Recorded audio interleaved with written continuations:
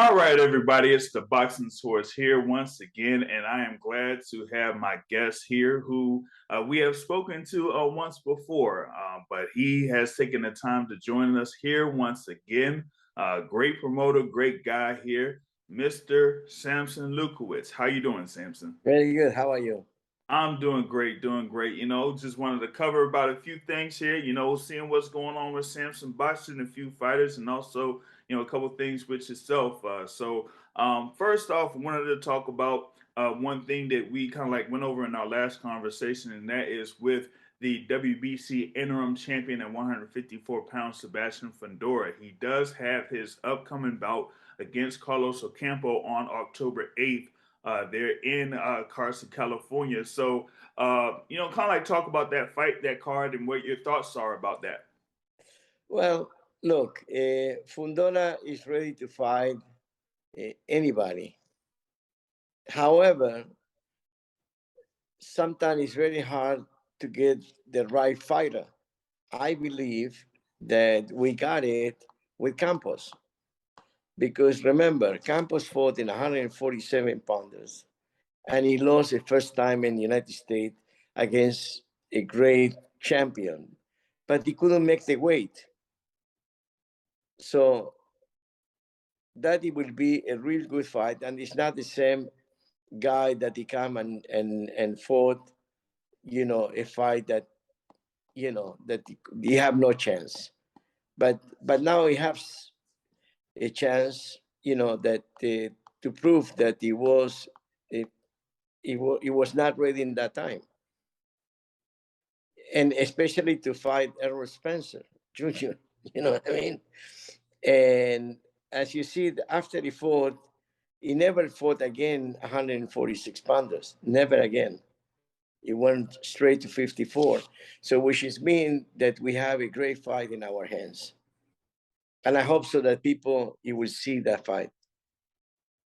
Oh, no doubt, no doubt. I was part of the conference call that was there earlier with Sebastian Fundora and Carlos Ocampo, and like you said, I mean, Ocampo had that, little one mistake there at 147, lost to Errol Spence Jr., but after that had a string of about 10 or 11 wins in a row, north of 147 pounds. So, he's had a hot streak there at the super welterweight division, but he's going up here against the towering Inferno in Sebastian Fundora. And, like you said, I mean, he's, looking to, face anybody. But, as of right now, he's patient, poised, and focused on this fight against Ocampo while, seeing here what is next out there for him at 154. I know that he is like, really eager to face, the undisputed champion there in Jermell Charlo, but Charlo has his WBO obligation with Tim Tszyu for now.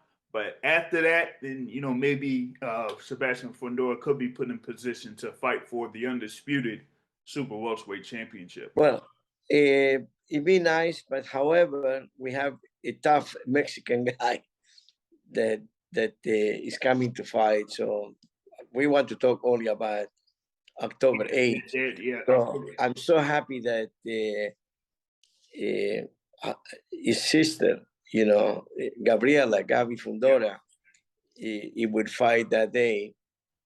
And that would be really something special for me because it's like, all my guys part of my family, but I never have a sister, a male and female brothers and sisters fighting the same card. It's be something special.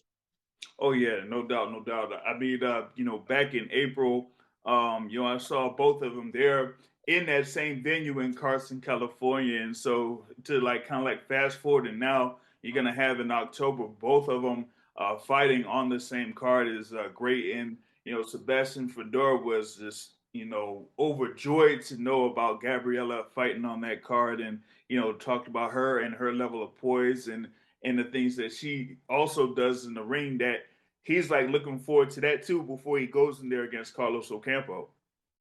Yeah, I hope so that everything will work out good. Yeah, gotcha. Now, moving forward, we had another fighter there under Sampson Boxing that was a former unified super welterweight champion in Jeison Rosario. Now I've kind of like heard a couple of news tidbits here and there that he might be put in position for a fight scheduled for November. Could you talk about more on that, or if Rosario has something lined up?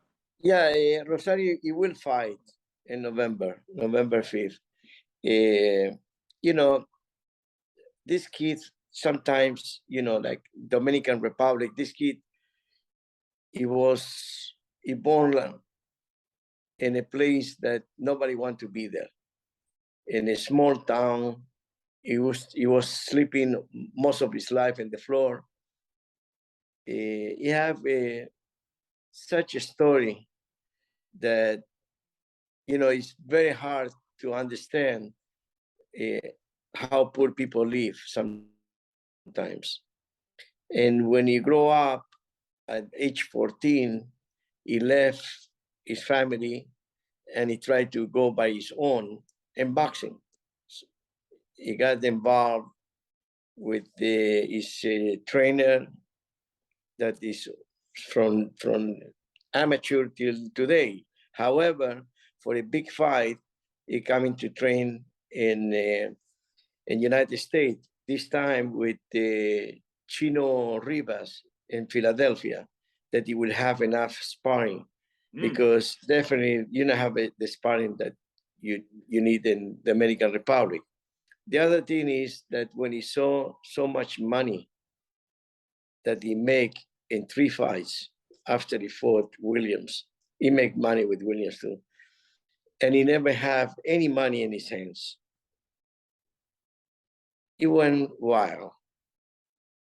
And sometimes, doesn't make no difference how much you advise your fighters, he make a mistake, and he make a big mistake.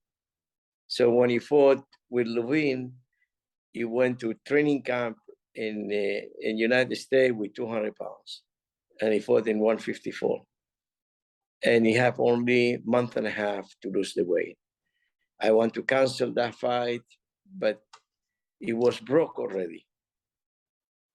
And sometimes, you take chances, and, it's so hard to understand sometimes the fighters, because it doesn't care to put his life on the line. And many of those, or almost every one of the fighters, if he know that he will die that night, he will go anyway. So I have the most respect for all the fighters, because that is the truth of our sport. Yeah, wow. I mean, I did not know that note there, about Jason Rosario, given going into that fight against Erickson Lubin that was in Atlanta, that he had to come down from that particular weight. I mean, I know about fighters at 154 that do come down a considerable amount, but not around 200 pounds. That is really serious. And given that you have to go down from that weight, usually that doesn't work out. So you having to make that decision, that was something I know that was very tough for you at that particular point, because one, you don't really want to kind of like have your fighter at that position or status. But at the flip side, like you said, if his financial situation at the time, wasn't good, it's like almost you may not have a choice but to just go forward with that particular fight. I tried to stop it, but you see, sometimes it's so difficult, because the fighter, he wants to fight regardless. And he said, I would make the weight, I'm 100%. Actually, I never know that it was 200. He lied to me. You know what I mean? This is to start. Because if I knew it was 200 pounds, I would never allow him to go. But he told me that he's in perfect shape. I saw him in a picture that he was heavy, but in the picture you cannot weigh in your fighter. And then after the fight, it let me know that he lost so many pounds. But you see, when he make a lot of money on with Charlo, and that money is not there anymore. He spent all the money with his friends. So this time around, I told him that I want you to send me a list of each one of his friends that he took part of that money in parties and all that, and to try to ask him to each one of those if he get $100 to help him. And trust me, no one of these friends he will give him $100 or even $10. So that is the story of so many boxers. I can start with Holyfield, which is people like, Holyfield, he make millions of dollars, and he's broke, as well as so many. An example, Mike Tyson, he blew out over $100 million. So that is something sad about our sport. But in the end of the day, it's happened with every sport that people make money, especially when you come from a poor family and you pass many years sleeping in the floor or without food in your stomach. So it's part of the game. I believe that this fight, the whole show, it'd be unbelievable in November 5th. It'd be unbelievable show, and he tried to come back. You need to win the fight. Yeah, gotcha. I mean, you kind of like laid it out right there when it comes to fighters or athletes, like you said, that come across a lot of money, and if you around people that you knew, or it could be family members or whatever it is, and you want to like have that mentality of being charitable, but once that money runs out, then it's like, well, who do I turn to? Like, who do I go to like see if they can help me pick back up? And those same people, most likely won't do the same thing because from my perspective, if you're like starting from the bottom, most likely they won't have what you need or what you want in order for you to start. So even after that, even if once you blow up and you didn't get their help, they might have that same mentality once you're there at the top. You know what I mean? So that it's a very tough thing there when it comes to the sporting world, and also sometimes in business as well. You get that same thing too. So yeah, I'm hoping. You know that the biggest trainer in Mexico, this Nacho Beristain, that he trained, Yeah, so many that's one of my champions. favorite trainers. He have like 36 champions. Yeah. And he said the worst thing for the fighters is his friends, the alcohol, the drugs, and prostitution. And that is, is something that you can sometimes you cannot help, because you don't live with the fighters. You know what I mean? Right. But I can say that the only one that he make, I would say, over millions of dollars, like is Rosario. He was the only one in my stable that is broke. Most of them, like Javier Fortuna, every time he fight, he buy a house or he build a house, So, and I have so many in Mexico too, like Jorge Cota. He bought land, he bought, I forgot some kind of business, all invest the money. But he was the only one that I feel so bad and so sad that he blew all his money. And God willing, after November 5th, he can rebuild, and he knows the story. He will not make the same mistake twice. He be like an elephant memory. He will never forget that all his friends that today nobody talking to Rosario, Mm-hmm. he will learn that hard lesson. So we'll see what happens on November 5th. Gotcha. Yeah, we're looking forward to November 5th as Jeison Rosario gets in the ring there. It should be part of a triple header. coming up. I think we'll get more information about that card here later on in the next few weeks. Going on, another one of your fighters there, one that kind of like gets notoriety for his looks, and that is Michel Rivera. There in the lightweight division, people say that he looks like the greatest of all time, Muhammad Ali. I'm the greatest. Oh my bad. And he's there in the lightweight division, contender at lightweight, undefeated. And he's kind of like been around the news circles in boxing, mentioned as a potential opponent for a Gervonta Tank Davis. But is there anything as far as like what could be out there for Michel Rivera if he's put in position for a fight later this year? He will fight October 15 in New York. Okay. So hopefully the Dominican Republic, he will come to see him. And I don't believe he'll be on national TV because I cannot find an opponent that he wants to fight him. We try very hard to get an opponent, but he's such a good fighter that is not good for his own good. Yeah. Because it really, to me, this is reincarnation of Muhammad Ali.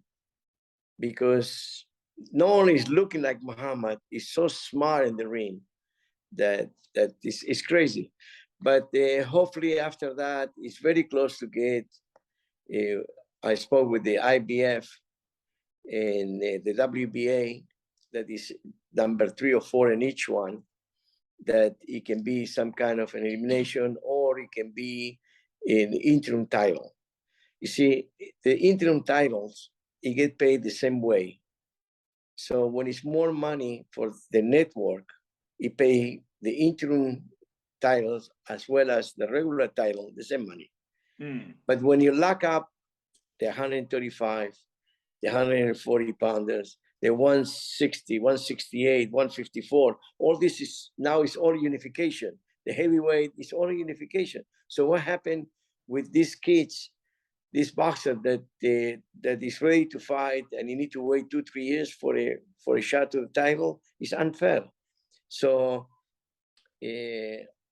like the case of Fundora, that is an interim, so he feel good because he have a belt and he can make money. Because at the end of the day, boxing is about not only the sport, it's a business, and this money that many of these fighters he never have, and he have an opportunity to help all his family.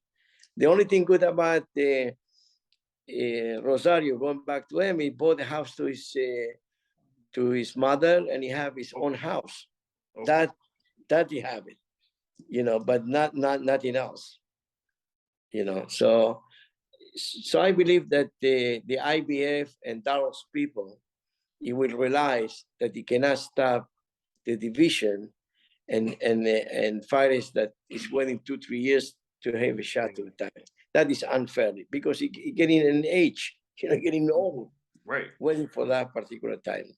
Yeah. I mean, you have, like I was mentioning, I think in our last conversation about Rivera, like you have it where you have the undisputed championship, and Devin Haney has the undisputed championship, but he's now obligated to have a rematch with George Kambosos, and then he would probably be stuck in another fight after that. So you have that, and you have like I said, an interim champion or not interim champion, but regular champion in Gervonta Tank Davis. But you still have all of these contenders here at 135 pounds. So you have someone like Michel Rivera who could face a number of guys there at 135, maybe Ishak Cruz later on down the line or something like that. But you still have it to where, okay, if we get to this top spot, like when are we gonna get our shot? Like we've been here about 12, 18 months waiting for our shot. What's going on? And let me tell you another thing that nobody realized. Like an example, Cruz, Isaac Cruz. Why we should take a chance to a tough fight with Rivera when he can wait for another shot for a world title? Because if he fighting Rivera, he would make 1/3 of what it really deserves to be made. So it's a business too for all these fighters, and the management and the promoters. Everybody wants, to recoup in a case the money that they invest. Mm-hmm. Yeah, I mean, for me, that would like be a great matchup. But if it doesn't have the like I say, the overall interest, or if the money isn't quite there, then what's the point of going through with the fight if you have Rivera that could go ahead and win that fight and then still have to wait until what's going to happen with the rest of these titles? Like, I mean, I got this. I got this win over Cruz, and then I'm like, okay, we still waiting on what's happening with the titles. Like, I mean, that's kind of like how it would be, So especially when Dominicans is winning everyone.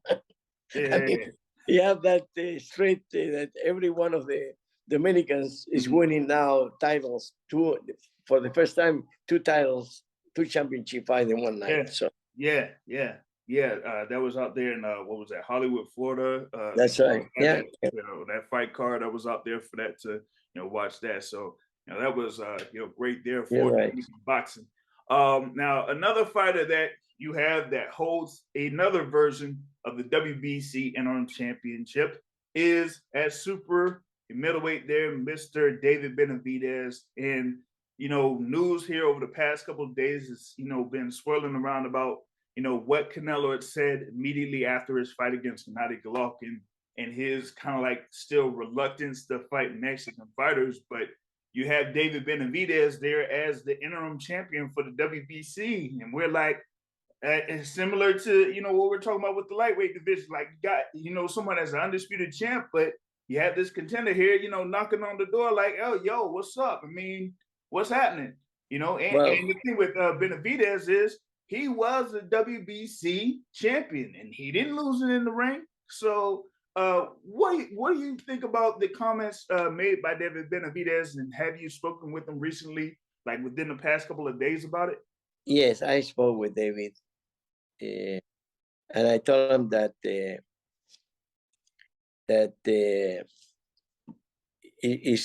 we have an issue with Canelo, but really it's not Canelo's fault. And I tell you why. Because Canelo, why would she fight Canelo Benavidez that most likely will lose the fight and break the story and fight for same money with an old man of 40 years old that he want to continue being in boxing business? He have nothing left. Golovkin, he have a great career, and it's time to retire. And he proved that he went for a sparring. I mean, it was a horrible fight. But like you say, with even Canelo says, horrible boxer, horrible. So it's a horrible fight. But I don't blame, but it's not only him. He have his manager and trainer, Eddy Reynoso, that is the one that he tried to keep the golden chicken with the golden eggs. You know what I mean? Right. And definitely doesn't want the fight. But Canelo is not afraid of anyone. And again, I hate when people say that one of the boxers is afraid of somebody else. If the right money is there, he will fight. And that is the so nothing against Canelo himself, but I'm against that doesn't want to give to the people the fight that he won, and that is Eddy Reynoso. Nobody else. And Eddy Reynoso, he have Canelo seen amateur. You know what I mean? Oh, yep. So he deserved the loyalty of the fighter. Like an example, is other fighters that doesn't have that loyalty, put it that way. Yeah. But it's part of the nature, Yeah, and I know that you kind of like went over that thing there with Canelo and Eddy Reynoso, as when that particular deal did come down for Canelo Alvarez, that particular offer to fight David Benavidez was there, around a guarantee of $40 to $45 million or so. But, you know, Eddy Reynoso said, okay, this is going to be the direction that we're going to have Canelo have here for the next year, you know, year and a half. So it's like you said, I mean, you could have, you know, Canelo fighting for $40 million, $45 million to fight Gennady Golovkin, or you could have him doing that same thing to fight David Benavidez. And they're like, you know what? The better business decision is to go this direction right here first. You know, so I could have feel what you're saying on that. That is the case. But nobody can say that Canelo or any boxer is afraid of anybody. If you have, let's say, I don't know, you have no chance to win, and he say no to the fight, he will say no because the money is not right. And that is the problem that I have to get an opponent because I cannot call even a challenger to David Benavidez. Mm-hmm. Because doesn't matter what I bring to the table, it will not look good for the people that they need to fight somebody with name. Mm-hmm. But the people with name, there's not enough money in this moment, because it'd be very hard to get a pay-per-view with them. And the only way to get a pay-per-view maybe be with Charlo, with Plan. Mm-hmm. And I don't know, Morel. You know, I don't believe so, that nobody really know Morel. Mm-hmm. So I have, you know, I need to work, and it's so hard for me as a promoter, because in the end of the day, we call ourselves promoter, but the promoter is the network. You know? Yeah. And now the net, that's right. Correct. And the network, PBC now, that it builds real fights, not like other promoters on a big screen that they put garbage. So now we need to find out somebody that it makes sense for David Benavidez. Right. Yeah, I know that, you know, we had the thing there where he had the interim title fight there against David Lemieux, and you're seeing about, you know, what other potential bouts were out there for David Benavidez, and you know, maybe, you know, something with Plant could have materialized, but that didn't go through. And so, you know, when it comes to, like, you know, other fighters or whatnot, you got to see, okay, is this good enough to kind of like put on a slot for it? Like, say, for example, like a, you know, PBC, Showtime, or, you know, whatever slot. And you can come up with various opponents there at 168. And if they don't feel like it's, you know, if it makes sense, then they're not going to approve that particular fight. So, I mean, I could throw out like a couple of names. I've heard like a name potentially like a Jesse Hart. And if that's not necessarily one that they could be interested in, they're not going to go for it. Well, Jesse Hart it was one in our, you know, radar. Mm-hmm. But in the end of the day, he took the fight. Not him, you know. You have the father. Yeah. Sometimes, you know, this is what happened when family get involved too. Mm-hmm. You know, mm-hmm. and maybe there's not enough money that they think he deserves it. And that is one of the reasons it can happen. But again, nobody's afraid of nobody. We need to come up with the money, and I cannot put my own house to make a fight. Right. It's not, you know what I mean? Yeah. So the network give you a budget, and you need to work with that budget. Mm-hmm. If it doesn't have the budget, so you need to pass the page. Yeah. And like you say, I mean, like saying goes in business sometimes. If the fight makes sense, then the fight will get made. If it doesn't make sense, then it won't get made. And, you know, if you're working with a budget, and this is the budget that they tell you that they have for, you know, a particular fight, then I mean, that's all you can work with on that. Got like another question here, but this comes from someone that you know, is also following the sport and things like that. They want to ask about one of your fighters there, and this comes from Boog Williams, who asks, "What is the health status of Shinard Bunch, and is there like a timetable for him getting back in the ring?" Well, he's supposed to fight in Atlantic City, and he faint in this gym, and I will not put him till he passed, you know, the really test.